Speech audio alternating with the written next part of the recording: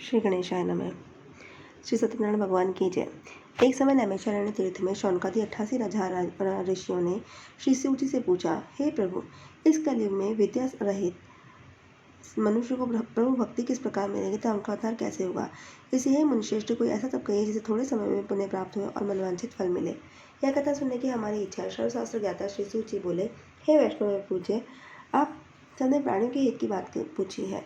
अब मैं उस श्रेष्ठ व्रत को आप लोगों से कहूँगा जिस व्रत को नारद जी ने लक्ष्मी नारायण से पूछा और लक्ष्मीपति ने मुनिश्रेष्ठ नारद जी से कहा था। सो ध्यान से सुनो। एक समय योगीराज नारद जी दूसरों की हित की इच्छा से अनेक लोगों में घूमते हुए मृत्युलोक में आ पहुंचे। यहाँ अनेक योनि में जन्मे हुए प्राय सभी मनुष्यों को अपने कर्मों द्वारा अनेक दुखों से पीड़ित देखकर सोचा कि इस यत्न के करने से निश्चय ही प्राणियों के दुखों का नाश हो सकेगा। ऐसा मन में विचार कर विष्णु लोक को गए। वहाँ श्वेत वर्ण और 4 भुजाओं वाले देवों के देव ईश नारायण को देखकर, जिनके हाथों में शंख, चक्र, गदा और पद्म थे, परमाला पहने हुए थे, स्तुति करने लगे। हे भगवान, आप अत्यंत शक्ति से संपन्न हैं। मन तथा वाणी भी आपको नहीं पा सकती। आपका आदि तथा मध्य अंत नहीं है।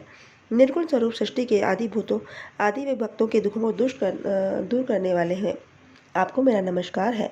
नारद जी ने इस प्रकार की स्तुति सुनकर विष्णु भगवान बोले, हे मुनिश्रेष्ठ, आपके मन में क्या है? आप किस काम के लिए आगमन हुआ है? निसंकोच कहो। तब नारद मुनि बोले, मर्त्युलोक में सब मनुष्य जो अनेक योनियों में पैदा हुए हैं, अपने अपने कर्मों के द्वारा अनेक प्रकार के दुखों से दुखी हो रहे हैं। नाथ, मुझ पर दया रखते हैं तो बतलाइए कि उन मनुष्यों के सब दुख थोड़े से ही प्रयत्न से कैसे दूर हो सकते हैं। श्री भगवान बोले, हे नारद, मनुष्यों की भलाई के लिए तुमने बहुत ही अच्छी बात पूछी है। जिस काम के करने से मनुष्य मोह से छूट जाता है वह मैं कहता हूँ, सुनो। बहुत पुण्य देने वाला स्वर्ग तथा मर्त्युलोक दोनों में दुर्लभ एक उत्तम व्रत है। आज मैं प्रेमवश होकर तुमसे कहता हूँ, स्नान का यह व्रत अच्छी तरह विधिपूर्वक करने पर मनुष्य आयु पर्यंत यहाँ सुख भोग कर मरने पर मोक्ष को प्राप्त होता है। श्री भगवान के वचन सुनकर नारद मुनि बोले कि इस व्रत का फल क्या है, क्या विधान है, किसने यह व्रत किया है और किस दिन यह व्रत करना चाहिए, आप सभी मुझे सविस्तार बताएं। भगवान बोले, दुख शोक आदि को दूर करने वाला तथा धन धान्य को बढ़ाने वाला, सौभाग्य तथा स्नान को देने वाला, यह व्रत सब स्थानों पर विजय करने वाला है। भक्ति और श्रद्धा के साथ किसी भी दिन मनुष्य से सत्यनारायण की शाम के समय ब्राह्मणों और बंधुओं के साथ धर्मपरायण होकर पूजा करें। भक्ति भाव से नैवेद्य केले का फल, घी, दूध और गेहूं का चूर्ण सवाया ले। गेहूं के भाव में साठी का चूर्ण, शक्कर तथा गुड़ ले और सब भक्षण योग्य पदार्थ जमा करा के भगवान के अर्पण कर देवे तथा बंधुओं सहित ब्राह्मणों को भोजन करावे। पश्चात वह स्वयं भोजन करे, नृत्य गीत आदि का आचरण कर सत्यनारायण भगवान का स्मरण करता हुआ समय व्यतीत करे। इस तरह व्रत करने पर मनुष्य की इच्छा निश्चय ही पूरी होती है। विशेषकर कली काल में भूमि पर यही मोक्ष का एक सरल उपाय है। दूसरा अध्याय। श्री सूजी बोले, हे ऋषियों, जिसने पहले समय में इस व्रत को किया है उसका इतिहास कहता हूँ, ध्यान से सुनो। सुंदर काशीपुरी नगरी में एक अत्यंत निडर ब्राह्मण रहता था। वह भूख और प्यास से बेचैन हुआ नित्य पृथ्वी पर घूमता था। ब्राह्मणों से प्रेम करने वाले भगवान ने ब्राह्मणों को दुखी देखकर बूढ़े ब्राह्मण का रूप धरकर उसके पास जा आदर के साथ पूछा, हे विप्र, नित्य दुखी हुआ पृथ्वी पर क्यों घूमता है? हे श्रेष्ठ ब्राह्मण, यह सब मुझसे कहो, मैं सुनना चाहता हूँ। ब्राह्मण बोला, मैं निर्धन ब्राह्मण हूँ, भिक्षा के लिए पृथ्वी पर फिरता हूँ। हे भगवान, यदि आपका इसका उपाय जानते हैं तो कृपा करके कहो। वृद्ध ब्राह्मण बोला कि सत्यनारायण भगवान मनवांछित फल देने वाले हैं, इसलिए हे ब्राह्मण, तो उनका पूजन कर, जिसके करने से मनुष्य सब दुखों से मुक्त हो जाता है। ब्राह्मण को व्रत का सारा विधान बतलाकर बूढ़े ब्राह्मण का रूप धारण करने वाले सत्यनारायण भगवान वहां से अंतर्ध्यान हो गए। जिस व्रत को वृद्ध ब्राह्मण ने बतलाया था मैं उसको करूंगा, यह निश्चय करने पर उसे रात में नींद भी नहीं आई। वह सवेरे उठ सत्यनारायण के व्रत को निश्चय कर भिक्षा के लिए चला। उस दिन उसको भिक्षा में बहुत धन मिला, जिससे बंधु बांधवों के साथ उसने सत्यनारायण भगवान का व्रत किया। इसके करने से वह ब्राह्मण सब दुखों से छूटकर अनेक प्रकार की संपत्ति से युक्त हुआ। उस समय से वह ब्राह्मण हर मास व्रत करने लगा। इस तरह सत्यनारायण भगवान के व्रत को जो करेगा वह सब पापों से छूटकर मोक्ष को प्राप्त होगा। आगे जो पृथ्वी पर सत्यनारायण भगवान का व्रत करेगा वह मनुष्य सब दुखों से छूट जाएगा। इस तरह नारद जी ने नारायण का कहा हुआ यह व्रत मैंने तुमसे कहा। हे विप्रो, मैं और क्या कहूँ। ऋषि बोले, हे मुनीश्वर, संसार में इस ब्राह्मण से सुनकर किसने इस व्रत को किया है, कृपया हम सब सुनना चाहते हैं, इसके लिए हमारे मन में बड़ी श्रद्धा है। सूची बोले, हे मुनियों, जिसने इस व्रत को किया है वह सब सुनो। एक समय ब्राह्मण धन और ऐश्वर्य के अनुसार बंधु बांधवों के साथ व्रत को करने को तैयार हुआ। उसी समय एक लकड़ी बेचने वाले बूढ़ा आदमी वहां आया और वहां लकड़ियों को रखकर ब्राह्मण के मकान में गया। प्यास से दुखी लकड़हारा उनको व्रत करते देखकर ब्राह्मण को नमस्कार कर कहने लगा, आप यह क्या कर रहे हैं और इसे करने से क्या फल मिलता है? कृपा करके मुझसे कहो।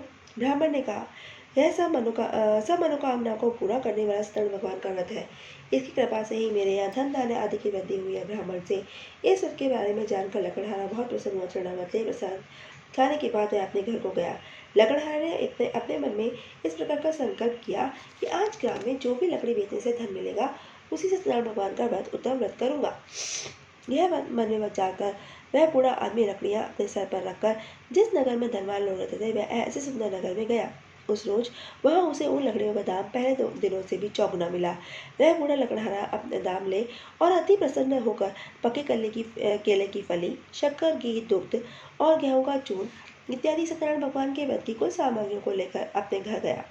फिर उसने अपने भाइयों को बुलाकर विधि के साथ भगवान जी का पूजन और व्रत किया। इस सुख के भाव से वह बूढ़ा लकड़हारा धन पुत्र आदि से युक्त हुआ और संसार के समस्त सुखों को भोगकर वैकुंठ को चला गया। तीसरा अध्याय। श्री सूची बोले, हे श्रेष्ठ मुनियों, अब आगे कथा कहता हूँ, सुनो। पहले समय में उल्लूकामुक नाम का एक बुद्धिमान राजा था। वह सत्यवक्ता जितेंद्रिय था। प्रतिदिन देव स्थानों पर जाता था और गरीबों को धन देकर उनके कष्टों को दूर करता था। उसकी पत्नी भी कमल के समान मुख वाली और सती साध्वी थी। भद्रशिला नदी के तट पर दोनों ने श्री सत्यनारायण भगवान का व्रत किया। उस समय में वहां एक साधु वैश्य आया। उसके पास व्यापार के लिए बहुत सा धन था। वह नाव को किनारे पर ठहराकर राजा के पास आया और राजा को वध करते देखकर विनय के साथ पूछने लगा, हे राजन, भक्ति चित्त से ये आप क्या कर रहे हैं?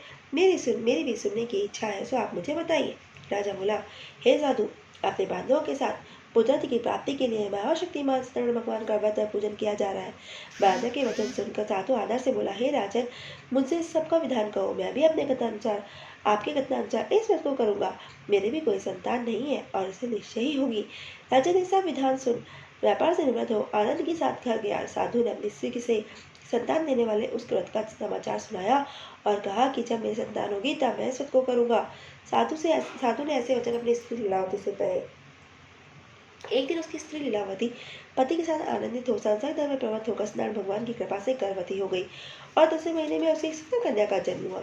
दिनों दिन वह बढ़ने लगी जैसे शुक्ल पक्ष का चंद्र गुना बढ़ता है। कन्या का नाम कलावती रखा गया। जब लीलावती ने मीठे वचन से अपने पति से कहा कि जो आपने संकल्प किया था भगवान का व्रत करूंगा, अब आप उसे करिए। साधु बोला, हे प्रिय, मैं इसके विवाह पर करूंगा। इस प्रकार पत्नी ने अपनी पत्नी को आश्वासन देकर वह नगर को चला गया।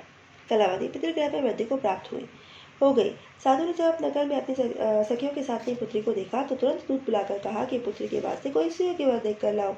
साधु की आज्ञा पाकर दूध कंचन नगर पहुंचा। वहां बड़ी खोज और देखभाल कर लड़की के लिए सुयोग्य वर्णिक पुत्र को ले आया।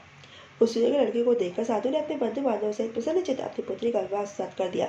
किंतु दुर्भाग्य से विवाह के पश्चात वह इस व्रत को करना भूल गया। तब श्री भगवान क्रोधित हो गए और श्राप दिया कि तुम्हें दारुण दुख प्राप्त हो। अपने कार्य में कुशल साधु बने जमाता सहित समुद्र के समीप स्थित रत्नपुर नगर में गया और वहां दोनों ससुर जमाई चंद्रकेतु राजा के उस नगर में व्यापार करने लगे। एक रोज सत्यनारायण भगवान की माया से प्रेरित कोई चोर राजा का धन चुराकर भागा जा रहा था। किंतु राजा के दूतों को आता देखकर चोर ने घबराकर भागते हुए राजा के धन को वहीं चुपचाप रख दिया जहाँ वह ससुर जमाई ठहरे हुए थे। तब दूतों ने उस साधु के वैश्य के पास राजा के धन को रखा देखा तो दोनों को बांध कर ले गए और प्रसन्नता से दौड़ते हुए राजा के समीप जाकर बोले, यह दो चोर हम पकड़ कर लाए हैं, देखकर आज्ञा दे। तब राजा की आज्ञा से उनको कठोर कारावास में डाल दिया और उनका सब धन छीन लिया। सत्यनारायण भगवान की श्राप के द्वारा उनकी पत्नी भी घर पर बहुत दुखी हुई और घर पर जो धन रखा था चोर चुरा कर ले गए।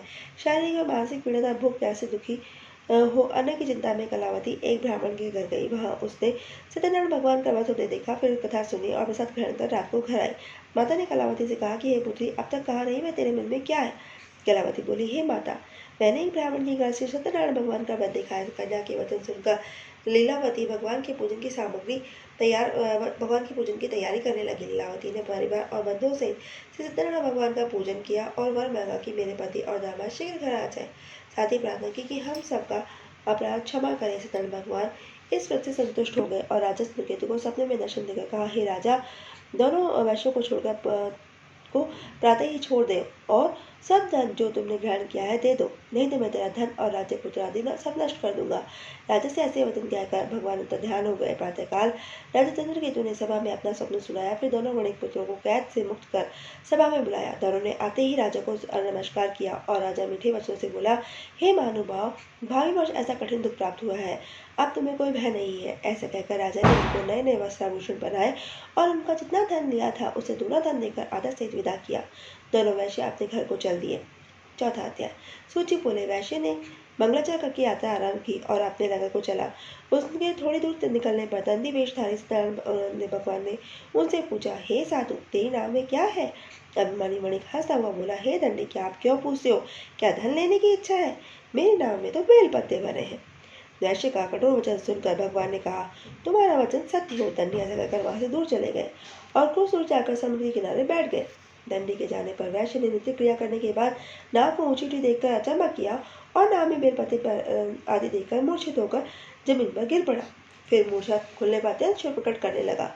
तब उसका दामाद बोला कि आप शोक ना करें, यह दंडी का श्राप है, अतः हमें उनकी शरण में चलना चाहिए, तभी हमारी मनोकामना पूरी होगी। दामाद के ऐसे वचन सुन दंडी के पास पहुंचा और अत्यंत भक्तिभाव से नमस्कार करके बोला, मैंने जो आपसे असत्य वचन कहे थे उन्हें क्षमा करें। ऐसा कहकर महान शोकातुर हो रोने लगा। तब दंडी भगवान बोले, हे वणिक पुत्र, मेरी आज्ञा से बार बार तुम्हें दुख प्राप्त हुआ है, तो मेरी आज्ञा से मेरी पूजा से विमुख हुआ है। साधु बोला, हे भगवान, आपकी माया से मोहित ब्रह्मा आदि भी आपके रूप को नहीं जानते, तब मैं अज्ञानी कैसे जान सकता हूँ। आप प्रसन्न होइए, मैं सामर्थ्य के अनुसार आपकी पूजा करूंगा, मेरी रक्षा करो और पहले के समान नौका में धन भर दो। उसके भक्ति वचन सुनकर भगवान प्रसन्न हो उसकी इच्छा अनुसार वर देकर अंतर्ध्यान हो गए। तब उन्होंने नाव पर आकर देखा कि नाव धन से परिपूर्ण है। फिर वह भगवान सत्यनारायण का पूजन कर साथियों सहित अपने नगर को चला। अब अपने नगर के निकट पहुंचा तब दूत को घर भेजा। दूत ने साधु के घर जाकर उसकी स्त्री को नमस्कार कर कहा कि साधु अपने दामाद सहित इस नगर के समीप आ गए। ऐसा वचन सुन साधु की स्त्री ने बड़े हर्ष के साथ सत्यदेव का पूजन कर पुत्री से कहा, मैं अपने पति के दर्शन को जाती हूँ, तू कार्य पूर्ण कर शीघ्र आ। माता के ऐसे वचन सुनकर कलावती प्रसाद छोड़कर पति के पास गई। प्रसाद की अवज्ञा के कारण सत्यदेव ने रुष्ट हो उसके पत्नी को नाव सहित पानी में डुबो दिया। कलावती अपने पति को न देखकर रोती हुई जमीन पर गिर गई। इस तरह नौका को डूबा हुआ देखकर कन्या को रोता हुआ देखकर साधु बहुत दुखित हुआ और बोला, हे प्रभु, मुझसे या मेरे परिवार से जो भूल हुए उसे क्षमा करें। उसके 3 वचन सुनकर सत्यनारायण भगवान प्रसन्न हुए और आकाशवाणी हुई, हे साधु, तेरी कन्या मेरे प्रसाद को छोड़कर आई है, इसलिए उसका पति आदर्श हुआ। यदि वह घर जाकर प्रसाद खाकर लौटे तो उसे उसका पति अवश्य मिलेगा। ऐसी आकाशवाणी सुन कलावती ने घर पहुंचकर प्रसाद खाया, फिर आकर पति के दर्शन किए। तत्पश्चात साधु ने बंधु बांधवों सहित सत्यदेव का विधि पूर्वक पूजन किया। उस दिन से वह पूर्णिमा को सत्यनारायण भगवान का पूजन करने लगा। फिर इस लोक का सुख भोगकर अंत में स्वर्ग लोक को गया। बोलो सत्यनारायण भगवान की जय। 5वां अध्याय। सूची बोले, हे ऋषियों, मैं और भी कथा कहता हूँ, सुनो। प्रजापालन में लिंगध्वज नाम का एक राजा था। उसने भी भगवान का प्रसाद त्याग कर बहुत दुख पाया। एक समय वन में जाकर वन्य पशुओं को मारकर बड़ के पेड़ के नीचे आया। वहां उसने ग्वालों को भक्तिभाव से बांधवों सहित सत्यनारायण की पूजा करते देखा। राजा देखकर भी अभिमानवश वह वहां नहीं गया और न ही नमस्कार किया। तब ग्वालों ने जब भगवान का प्रसाद उसके सामने रखा तो वह प्रसाद को त्याग कर अपनी सुंदर नगरी को चला गया। वहीं उसने अपना सब कुछ नष्ट पाया तो जान गया कि सब भगवान ने किया है। तब वह विश्वास कर ग्वालों के समीप गया और विधि पूर्वक पूजन कर प्रसाद को ग्रहण किया और सदैव की कृपा से पहले जैसा था वैसा ही हो गया। फिर दीर्घ काल तक सुख भोग कर पड़ने पर स्वर्ग लोक को गया। जो मनुष्य इस परम दुर्लभ व्रत को करेगा, भगवान की कृपा से उसे धन धान्य की प्राप्ति होगी। निर्धन धनी और बंदी बंधन से मुक्त हो निर्भय हो जाता है। संतानहीनों को संतान की प्राप्ति होती है तथा मनोरथ पूर्ण होकर अंत में वैकुंठ को जाता है। जिन्होंने पहले इस व्रत को किया था उनके दूसरे जन्म की कथा कहता हूँ, सुनो। प्रतिष्ठानंद ब्राह्मण ने सुदामा का जन्म लेकर मोक्ष को प्राप्त किया। उल्लुकामुख नाम का राजा दशरथ होकर वैकुंठ को प्राप्त हुआ। साधु नाम के वैश्य ने मोरध्वज बनकर अपने पुत्र को आरे से चीरकर मोक्ष को प्राप्त किया। महाराज ध्वज ने स्वयं होकर भगवान में भक्ति युक्त कर मोक्ष को प्राप्त किया। श्री सत्यनारायण भगवान की जय। आप सभी से निवेदन है कि मेरा चैनल सब्सक्राइब करें और ज़्यादा से ज़्यादा शेयर करें। Thank you.